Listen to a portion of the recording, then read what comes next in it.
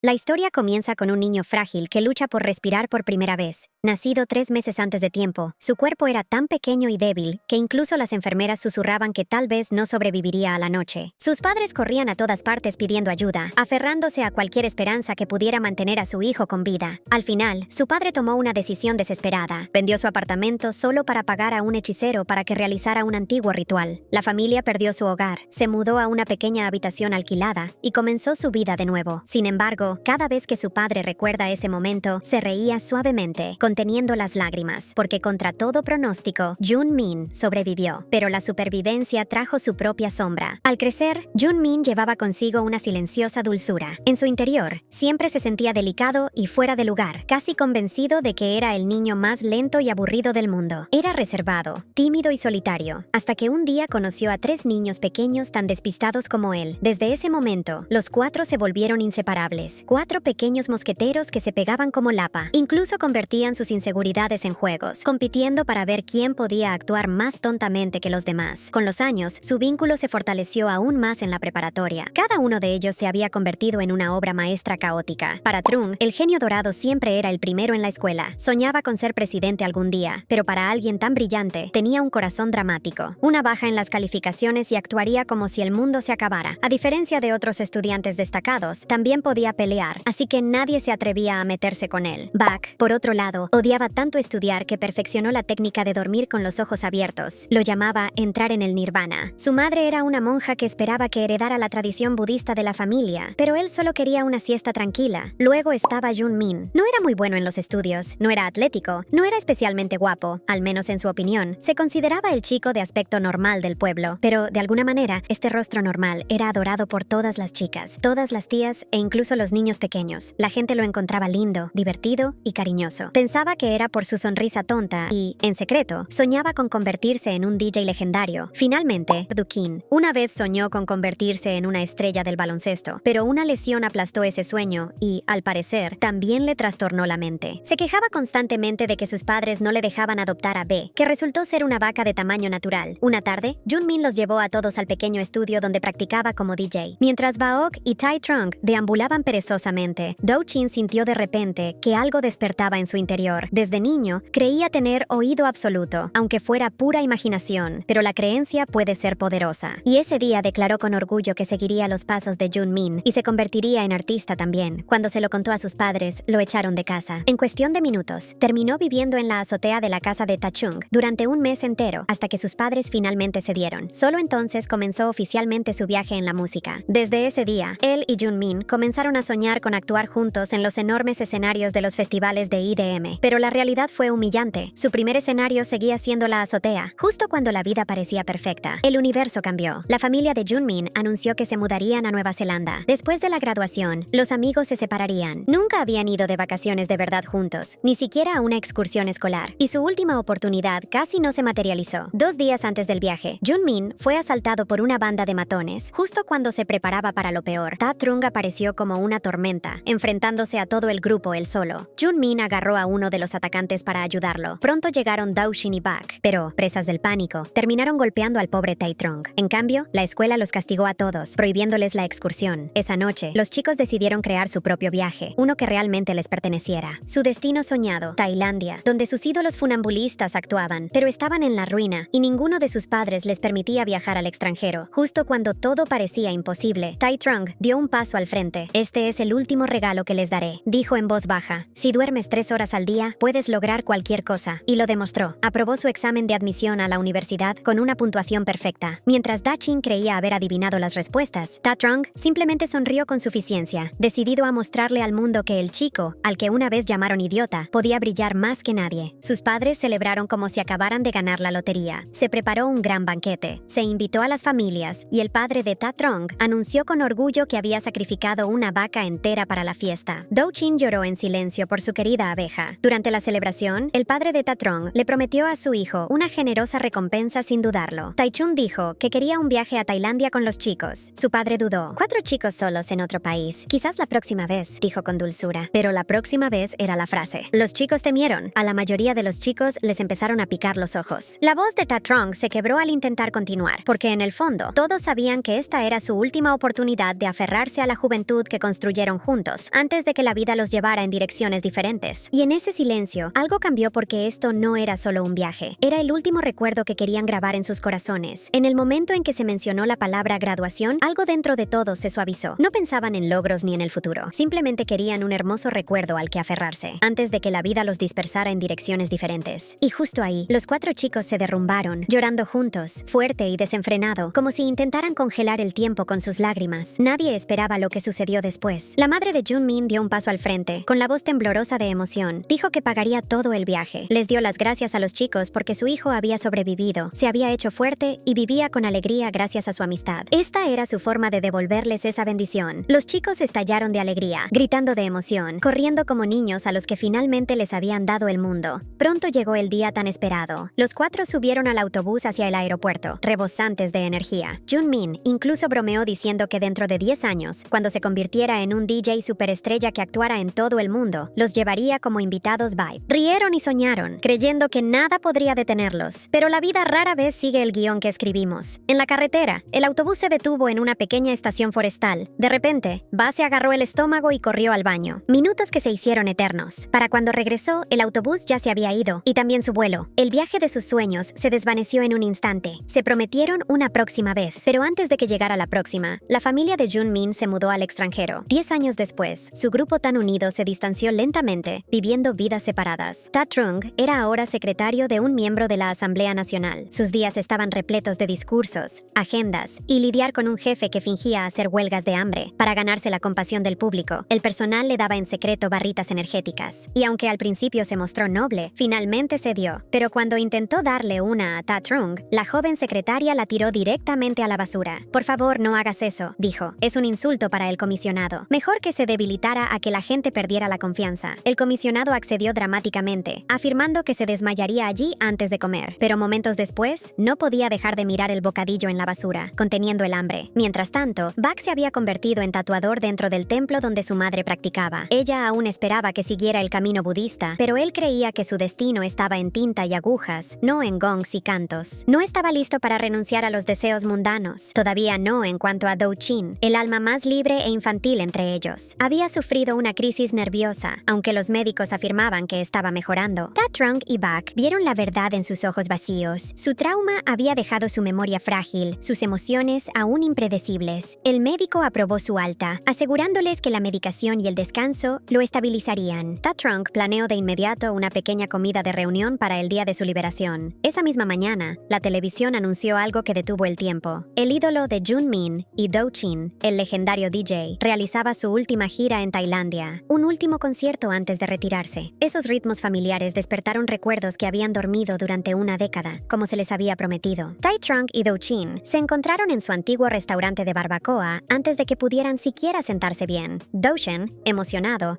intentó llamar a Junmin, pero Taichung lo detuvo. Era medianoche en Nueva Zelanda. Mientras comían, una figura calva apareció en la entrada. Era Bak, o mejor dicho, el monje Bak. Su madre le había rapado la cabeza y lo había obligado a entrenarse como monje. Ahora practicaba la limosna y sería ordenado oficialmente el mes siguiente. La imagen de un monje en un restaurante de barbacoa lleno de humo dejó atónitos a todos los clientes. Nadie sabía si hacer una reverencia u ofrecerle más panceta de cerdo, pero Bak simplemente cogió sus palillos. Todavía no he abandonado por completo los antojos terrenales, dijo, masticando con calma. Entonces apareció una joven, de ojos brillantes y decidida. Caracol, la chica que había adorado a Tatrung desde la preparatoria, siempre la había descartado como un personaje secundario en la historia de amor de alguien más, pero ella nunca se rindió. Llegó hoy después de rogarle a la madre de Bak por su ubicación. En aquel entonces era muy cercana a la hermana pequeña de Tatrung. Un día, unos acosadores la acorralaron y Tatrung lo presenció. Ni siquiera se opuso. Simplemente les advirtió suavemente y se dispersaron como ratones aterrorizados. La próxima vez que te molesten, le dijo, di que eres mi novia. Con esa simple frase, eligió su destino. Todos los días ella visitaba su casa haciendo tareas, pidiendo bocadillos hasta que la madre de Ta Trong empezó a llamarla cariñosamente mi nuera. Finalmente, él la echó para que estudiara como era debido. Pero Caracol solo se volvió más decidido. Se prometió trabajar duro, aprobar la Universidad Seon y conquistarlo. Nunca llegó a la universidad, pero tampoco dejó de perseguirlo. Esa noche se sentó a su lado, radiante y testaruda como siempre. Ta Trong suspiró suavemente, diciéndole que tenía los medios, pero no el destino. Luego se volvió hacia Do Chin y le preguntó si tenía algún deseo. Sin dudarlo, Do Chin susurró: quiero ir a Tailandia para terminar el viaje que nunca hicimos. Pero Ta Trong negó inmediatamente con la cabeza, preocupado por la condición inestable de Do Chin. Viajar era demasiado peligroso. Por mucho que suplicara, la respuesta seguía siendo no. Sus hombros se hundieron. La decepción se tragó su alegría anterior. Esa noche intentó llamar a Jun Min una vez más. Jun Min dijo que estaba ocupado por primera vez. Do Chin permaneció en silencio, con la mirada perdida mientras los recuerdos parpadeaban como una película rota. Volviendo a la noche, sus padres lo echaron cuando dormía solo en la azotea de Tachung, y fue durante esas noches solitarias. Algo inolvidable ocurrió. Esas noches en la azotea trajeron los recuerdos más felices de su juventud. Aunque Dun había sido expulsado de su casa, nunca estuvo realmente solo. Cada noche, los 4 chicos se reunían bajo las tenues luces de la azotea, riendo, discutiendo, consolándose y curándose mutuamente a su manera caótica. Bak se escabullía del templo de su madre, aún con un ligero olor a incienso. Ta Trong llevaba montones de libros de texto, decidido a no quedarse atrás. Y Jun Min, siempre el salvaje, creaba problemas tan ridículos que todos olvidaban sus preocupaciones. Juntos, convertían esa azotea solitaria en un santuario cálido y ruidoso. Una noche, después de trabajar hasta tarde, Ta Trong arrastró su cuerpo exhausto a casa solo para encontrar a Monk Bok tumbado en el sofá, con los brazos cruzados como si fuera el dueño del lugar. Momentos después, Dawn salió del baño, actuando como si estuviera en casa. Habían venido sin invitación, pero con un propósito. Los 3 se sentaron, hablando de todo y de nada hasta que la conversación volvió a lo mismo, el anhelo que los había perseguido durante 10 años. La voz de Dushen tembló al hablar de su juventud rota, la medicación, la confusión, los sueños olvidados y el viaje que nunca ocurrió. Ahora que estoy mejorando, ¿no podemos irnos solo unos días?, susurró con los ojos. Un silencio tenue se hizo sentir. Entonces, finalmente, con suavidad y reticencia, Ta Trong asintió. Bak aplaudió. Si vamos a hacer esto, lo haremos a la antigua usanza. Volvamos a ser los más tontos de Corea. Al día siguiente, se extendió el caos. Como un reguero de pólvora, Ta Trong entró en la oficina de su jefe y pidió permiso justo antes del congreso del partido. Su jefe casi se desmaya. Si no puedo cumplir mi promesa a mi mejor amigo, dijo con firmeza Ta Trong, ¿cómo podré cumplir las promesas a la gente en el futuro? El jefe lo miró como si hubiera perdido la cabeza. Finalmente accedió. Incluso intentó darle dinero a Trong. Pero cuando abrió la cartera, se le cayó el envoltorio de una barrita nutricional. Avergonzado, le arrebató la cartera rápidamente. De vuelta en el templo, la madre de Bak gritó cuando pidió permiso. Cuando la persuasión falló, gritó dramáticamente: si no me dejas ir, creeré en Jesús. Jesús me salva. Aleluya. Se quedó paralizada. Eso fue suficiente para que lo dejara irse. El día de la salida, Taichung llegó primero al aeropuerto. Poco después, Ba se acercó caminando, vestido de pies a cabeza con una túnica de monje. ¿Qué planeas? Unirte al templo Shaolin. Taichung espetó. No te preocupes. Bak susurró. Me fui antes de que mi maestro me prohibiera viajar. Huir no viola ninguna escritura. Entonces apareció Do Chin, arrastrando varias maletas con una sonrisa salvaje. Había traído toda la ropa de Jun Min e incluso un maniquí de tamaño natural vestido como él. Los 3 lograron subir al avión. El maniquí fue metido en el maletero. Mientras Tichun rezaba por sobrevivir, Bak meditaba sobre la iluminación y Dushin fantaseaba con el festival de música. A medianoche, Dochin roncaba plácidamente. Bak entró en el nirvana. Y, cuando Ta Trong fue al baño, apareció Caracol. Mi pequeño se va al extranjero. ¿Cómo pude quedarme quieta?, dijo orgullosa. No te preocupes, tu guardaespaldas está aquí. Morirás. Más rápido pero a salvo. Aterrizaron por fin. El aire húmedo les golpeó la cara y todo se sentía nuevo y electrizante. Justo afuera del aeropuerto, Ta Trong vio caer una billetera del bolso de una mujer. La recogió y corrió tras ella. La mujer, hermosa y elegante, le dio las gracias y le dio su número de teléfono antes de que pudiera respirar. Caracol le arrebató el papel y se lo tragó entero. Un hombre coreano idéntico a Shubashedem para llevarlos. Metió su equipaje en un llamativo descapotable y todos posaron para fotos como turistas primerizos. Pero la alegría no duró. Su conductor chocó contra otro coche. Cuando Ta Trong intentó mediar en la discusión, el anciano le dio una bofetada tan fuerte que cayó inconsciente. La policía llegó al instante. Yubaye entró en pánico y se lanzó directamente al mar. Los chicos fueron arrestados por viajar en un coche robado. Cuando atraparon a Yubayi, les echó la culpa de todo, alegando que habían secuestrado a su familia y lo habían obligado a robar el coche. El agente se lo creyó de inmediato y los regañó como si fueran los peores villanos del mundo. Los chicos no tenían ni idea de lo que estaba pasando. Simplemente asintieron sintieron confundidos. Afortunadamente, la embajada de Corea intervino por la mañana y el grupo fue liberado de vuelta en el hotel. Elogiaron su habitación, imaginando vistas al mar hasta que Do-Kim abrió las cortinas y reveló un enorme muro de hormigón, la habitación más barata del edificio. Echaron a Snail y lo enviaron a una habitación mejor. Poco después, corrieron a la playa, arena blanca, olas azules. Bak aún llevaba su hábito de monje, lo que hacía que los turistas se inclinaran ante él instintivamente. Cuando los chicos lo obligaron a quitárselo, reveló un Buda gigante estampado en su camiseta. El caos no cesó. Chapotearon, gritaron y jugaron como niños hasta que Bak empapó accidentalmente a un extranjero peludo en lugar de a Caracol. El hombre lo miró sorprendido. Bak hizo una reverencia. Más tarde, se detuvieron en un pequeño chiringuito. La dueña, Silvia, era coreana. Caracol observó con inquietud cómo Tatrung le sonreía demasiado. Algo en su interior se tensó de inquietud. Y cuando se dio cuenta de que Do-Chin se aferraba al falso Junmin como si estuvieran pegados, incluso Tatrung se estremeció. Pero lo que más la inquietó fue ver al monje lanzándole frases juguetonas a Silvia. Definitivamente forma parte de algún anillo subterráneo que pronunció Caracol, y de ese tipo mata mosquitos a su lado. Un matón a sueldo, sin duda, en las películas. A la gente le gustan los turistas de la droga y su imaginación se desbordó, pero nadie la tomó en serio. Esa noche, Silvia los invitó a todos a su club. El rostro de Snail se agudizó de irritación.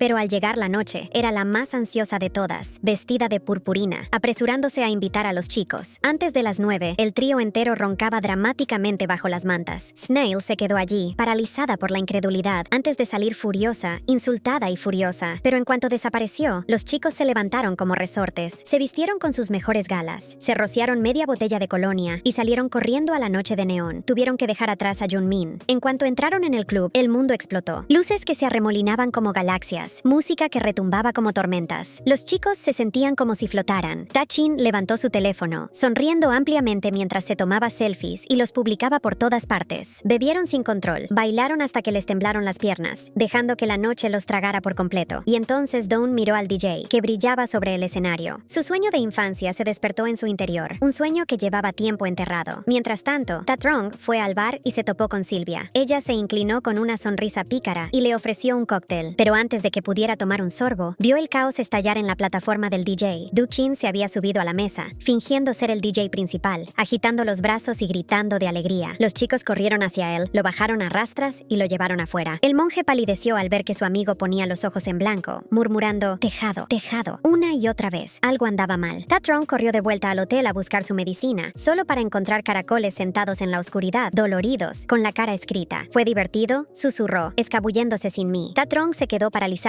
con el sudor cubriendo su frente. Tartamudeó, pero antes de que pudiera explicarlo, Caracol suspiró suavemente, con la voz temblorosa. "Mientras vuelva sano y salvo, seré feliz por un momento". Tatrung se quedó allí, aturdido, conmovido de una manera que no podía explicar del todo. Entonces recordó, su amigo lo estaba esperando. Corrió de vuelta al club, pero para cuando llegó, se había reunido una multitud. La gente se burlaba del monje y lo grababa con sus teléfonos. La ira se apoderó del pecho de Trung. Agarró una silla y la agitó violentamente, dispersando a la gente. Por desgracia, fue entonces cuando llegó la policía. Él y el monje intentaron explicarse. Solo estaban repartiendo medicinas, pero los agentes malinterpretaron, pensando que intentaba sacar un arma en un santiamén. En segundo lugar, una descarga eléctrica impactó directamente a Caracol, que acababa de correr hacia ellos. Se desplomó en el acto. Los chicos fueron arrojados a una celda junto al hombre al que llamaban Pixie, quien se reía sin parar de su sufrimiento. Fue necesaria la intervención de la Embajada de Corea para finalmente liberarlos. Aunque el oficial seguía sonriendo, espetó juguetonamente. "Hace 10 horas. Estabas bien. Ahora mira cómo me estás agotando. No me hagas reservar vuelos para enviarte a casa al día siguiente". La fuerte lluvia los atrapó dentro. Tatrung notó que Caracol tenía la muñeca raspada, así que le entregó en silencio medicinas y vendas. Sus ojos se suavizaron, llenándose de emoción. "Me lastimaré". Todos los días susurraba, "solo para que me cuides hasta que muera". Antes de que pudiera contestar, sonó su teléfono. La voz temblorosa de su jefe se filtró por el altavoz. "¿Qué demonios estás haciendo? 10 años. 10 años y no cumples la única promesa que hiciste. Empaca tus cosas. Estás despedido". Su caótica noche en Tailandia se había vuelto viral. En casa, la gente debatía si eran alborotadores, activistas políticos o publicistas. Corrían rumores extraños sobre una marca de muñecas, y su jefe, ya en desacuerdo con la embajada tailandesa, se vio envuelto en un escándalo. Mientras Tatrung entraba en pánico por perder su trabajo, Do-Chin contaba felizmente su creciente número de seguidores. Esa fue la gota que colmó el vaso. Tatrung le arrebató el falso Junmin de las manos. "Deténganse antes de que rompa esta almohada". Aparte, Dukin estalló de ira. Tú y el monje traicionaron a Junmin. Está lejos y ni siquiera lo vigilaron. En el instituto, lo trataron como a un sirviente. Ahora fingen que no existe. A Tatrung le hirvió la sangre, pero se negó a luchar contra alguien que estaba sufriendo. Salió furioso. En cambio, el monje corrió tras él, pero no pudo detenerlo. Más tarde esa noche, Do-shin salió a la playa a trompicones, llamando a Tae-trung hasta que se le quebró la voz. No había tomado su medicación y se estaba desmoronando de nuevo cuando finalmente vio regresar a Tae-trung. Rompió a llorar y se arrojó a sus brazos. Lo siento, soy tan egoísta. Tenía miedo. Te habrías metido en el océano y habrías desaparecido. Tae-trung suspiró suavemente, incapaz de contener la ira. Así sin más, el grupo de 4 estaba completo de nuevo. Mañana importaba más que cualquier otra cosa. Habían venido a Tailandia para el festival de música. Al día siguiente llegaron al Songkran, el festival de las aguas salvajes, donde actuaría DJ Star. La misma chica sexy de antes los reconoció y los saludó con entusiasmo. Entonces apareció el propio DJ Star, revelando que era su novia. Había oído cómo los chicos la habían ayudado ese mismo día, así que les ofreció asientos VIP para el espectáculo. Esa noche, el aire brillaba con láseres y la música retumbaba como un latido viviente. El agua salpicaba por todas partes, brillando bajo luces doradas. Los chicos se sintieron vivos como no se habían sentido en años. Y entonces, llegó el momento. DJ Star los vio entre la multitud e invitó a Do-chin al escenario para mezclar una canción con él. Do-shin cargó al falso Junmin en brazos porque este momento les pertenecía a ambos. El grupo vitoreó desde abajo. El orgullo rebosaba. No supieron cuánto duró la alegría, pero cuando las luces se apagaron, la oscuridad lo envolvió todo. Tae-trung despertó en una habitación sucia y oscura. Tenía las manos y los pies atados. Los demás estaban atados a su lado. Los habían secuestrado. Y este era el lugar donde se extraían los órganos. El monje despertó temblando al recordarlo todo. Después del festival, Sylvia los había invitado a tomar algo en la playa. Sylvia Snail se había negado, molesta al ver a Tae-trung charlando con Sylvia. Un segundo después, se desplomó. A la mañana siguiente, sin saber que se los habían llevado. Solo entonces el monje se dio cuenta de que la advertencia de Caracol había sido correcta desde el principio. Ella no era estúpida. Nosotros sí. Caracol, mientras tanto, había sido arrestada por beberse todo el alcohol de la habitación del hotel y rellenar las botellas con agua. Mientras la interrogaban, vio algo escalofriante en la pared. Un cartel de "Se busca". Sylvia de vuelta en el almacén. El cirujano se había quedado sin anestesia. Planeaba operar sin ella. Su primera víctima sería Do-chin. Justo cuando la cuchilla empezaba a caer, las fuerzas armadas irrumpieron en el edificio, derribando guardias, abriendo puertas de un golpe y finalmente llegando al quirófano. El cirujano escupió llamas desesperado, pero una granada aturdidora lo silenció para siempre. Una vez liberado, Do-chin gritó, insistiendo en que rescataran a Junmin, que seguía dentro. No hay ningún Junmin, Tang susurró. Es solo una almohada. Al ver que no paraba, Tae-trung lo abofeteó suavemente. Tenemos que dejarlo ir. Y entonces se desveló la verdad. Hace 10 años, tras perder el autobús que los llevaría al aeropuerto, el conductor regresó inesperadamente. Subieron alegremente, pero el autobús se estrelló momentos después. Los pasajeros salieron a toda prisa. Tae-trung lo cargó mientras Do-chin intentaba sacar a Junmin, pero Junmin no podía mantenerse en pie. Tenía la pierna rota. Estaba atrapado. Do-kin corrió en busca de ayuda, pero el autobús explotó. Antes de que pudiera regresar, Junmin se había ido. El dolor se transformó en alucinación. Su mente se negó a aceptar la verdad. Creó una versión de Junmin que aún vivía. Y ahora, por primera vez, lo admitía. Cuando se apartó de mi mano, lo aparté. Tenía miedo. Corrí. Había cargado con esa culpa durante 10 años. Esta vez, no correría. Corrió de vuelta al almacén en llamas para salvar al maniquí, abrazándolo con fuerza. Susurró disculpas, recordando cada recuerdo hasta que se desmayó. Los demás lo sacaron a rastras, pero el maniquí seguía dentro. Y si no lo recuperaban, Do-kin podría romperse para siempre. Así que Tae-trung corrió de vuelta a las llamas, y de alguna manera, los 4 escaparon con vida. 20 años como policía, murmuró un rescatista. Y esta es la primera vez que he salvado una almohada. Apenas tuvieron tiempo de respirar antes de correr al aeropuerto. Llegaban tarde, demasiado tarde. Tae-trung lloró en un idioma desconocido. Ni siquiera hablaba, seguro de perder su trabajo. Pero cuando regresó con bocadillos, vio a Bak y Do-chin mirándolos conmocionados. Caracol había corrido a la pista para detener el avión. Mi amor, no llores, te ayudaré a salir de esta. Se paró frente al avión, gritando, capitán, por favor, deténgase. Seguridad la arrastró. Les rogó un minuto, solo un minuto. Cariño, no te preocupes por mí. Le susurró a Tae-chung, vuelve sano y salvo a Corea. De acuerdo. Entonces su voz tembló. Lo sé, no soy tu tipo. Lo sé, no tengo educación. Lo sé. Para ti, solo soy una tonta. Pero cuando estoy contigo, soy una pequeña hierba frágil. Desde el momento en que te conocí, has sido el único hombre que he querido para el resto de mi vida. Quédate conmigo para siempre. Le puso un anillo en la mano. Oficialmente estamos saliendo. Tae-trung se quedó paralizado. Los de seguridad se la llevaron, pero cuando finalmente gritó su nombre, ella se iluminó al instante. Te quiero. Hoy es nuestra primera cita. Presa del pánico, se arrancó el anillo. No, no lo es. No estamos saliendo, pero el destino ya los había elegido. Días después, su jefe ganó el puesto de liderazgo, pero estaba postrado en cama por la falta de compasión. Cuando los periodistas le pidieron un comentario, no pudo hablar. Ta Trong le tradujo: yo no hice nada. Todo fue gracias al secretario Trong. Me avergüenza lo brillante que me hizo parecer. Su jefe se convulsionó en el acto. Un mes después, Caracol fue finalmente liberado gracias a Tai Trong, quien visitaba todos los departamentos a diario para rogar por ella. Al regresar, encontró al monje con su anillo furioso. Ella se abalanzó, pero Ta Trong salió corriendo y le arrebató el anillo, y por fin se convirtieron en una verdadera pareja. El monje regresó a la práctica espiritual, complacido. Su madre, Do Chin, se recuperó y comenzó a trabajar en una agencia de viajes, y juntos, los tres chicos visitaron la tumba de Jun Min. El monje intentó llorar, pero no le salieron lágrimas. Ha pasado demasiado tiempo, susurró. No querría que lloráramos. El viento soplaba suavemente sobre la hierba alta, como si su amigo aún sonriera allá arriba. Su historia terminó allí, la de los 4 chicos que se abrazaron a pesar del miedo, el dolor y la risa. Terminó aquí. Su primer viaje juntos se convirtió en más que unas vacaciones.